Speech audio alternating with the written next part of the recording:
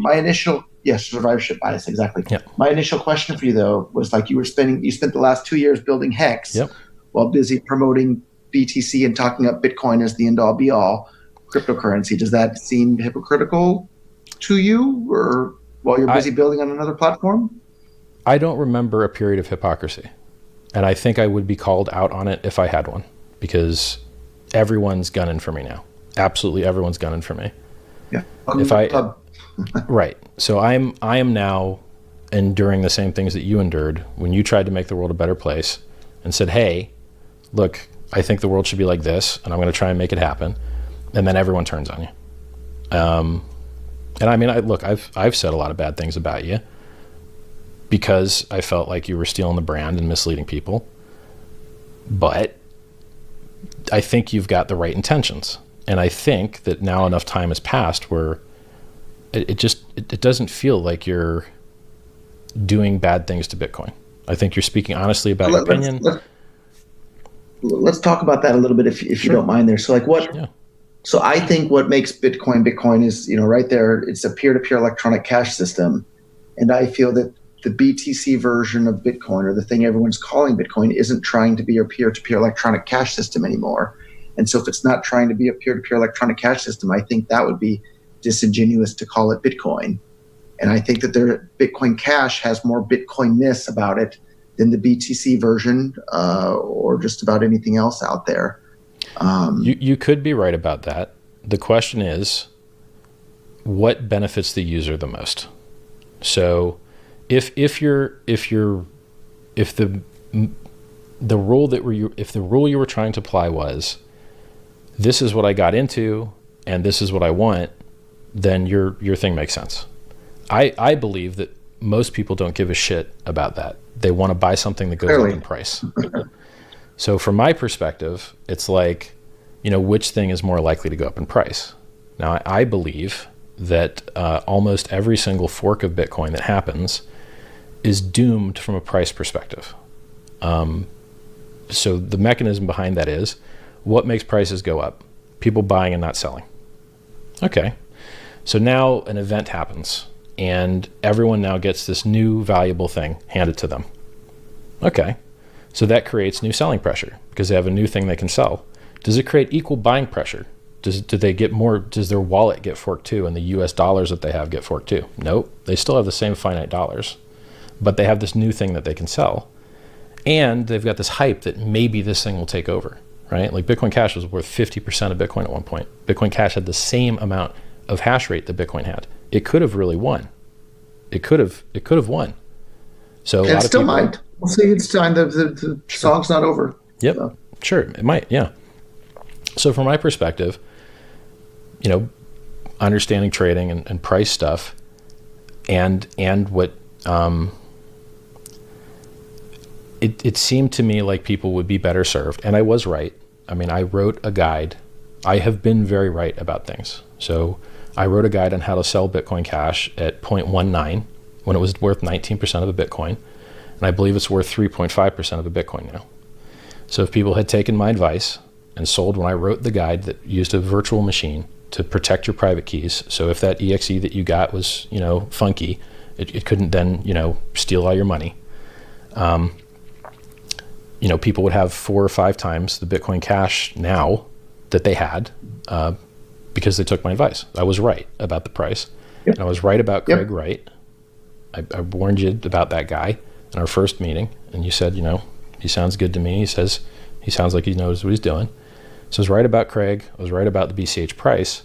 I wasn't right about Bitcoin making technical progress because it just totally stagnated and nothing good happened. There's not a single good feature that's been added since SegWit that I'm aware of. I'm, pretty smart dude. I mean, am I missing anything? Did some good feature happen after SegWit? I don't think any did. So if anything, I would say SegWit was a disaster, not necessarily from a technical standpoint, but from a social standpoint, because the entire goal of SegWit was to fix the transaction malleability there and have it be a soft fork so that it wouldn't split the chain. But in reality, it wound up splitting the chain and fracturing the community and doing all the exact things that they were claiming SegWit was designed to prevent. And so it had the exact opposite effect of what they were claiming the reason they needed SegWit for was. So from that perspective, Maybe. I think it was an absolute. It does make you wonder. I mean, in an alternate reality, what would the Bitcoin price be? I think the world became better when the fork happened, because I think the things that you want are not compatible with the things that they want. They want digital gold. They don't want high throughput, or we would have already had a block size increase because the shit was on the roadmap, but now it's just not. And I don't know that we will get any type of interesting improvement in Bitcoin ever again. We had to really, really, really work to get SegWit, which I believe was non-controversial, was just a 25% throughput increase and a malleability fix, is all that was. And look, that resulted in a shattering of the community, though. That's the problem. But you guys opted for that, right? Like, if someone wants to be divorced, they can get divorced, right? Like, even if they had, I don't think it's fair to say that they shattered the network when you were just as responsible as they were for that, right? I don't know if they would have switched to your side, then you wouldn't have forked. We talked about switched to their side. Like from a technical standpoint, I'm totally agnostic on SegWit. I don't have. You want to try turning your video camera on? Like, your audio is pretty good. We might be able to survive the video. Sure, let's give it a try there. Yeah. Hey, so on SegWit itself, and let me know if it's bad again. I'll turn it back off. It looks good. But, yeah. Okay. I'm agnostic on SegWit itself, but what the end result was that it shattered the whole community, and I think. I think it made the community better. I really do think it made the community better. Let me give you an example. You've got developers. The splitting, or what aspect made the community better? It removed a lot of. So, if you want to develop code, I've had this in my own project. I've had a lot of volunteers that have done a lot of good work to try and make Hex amazing. And their work only matters to the world if it gets merged into the code. So people can write good code and do pull requests, and then those pull requests can just be ignored and die. And I believe that if you had stayed in the Bitcoin ecosystem with Blockstream in charge of the keys, that all of the technical innovations that you've built into BCH now, you sure as fuck would not have. You wouldn't have them.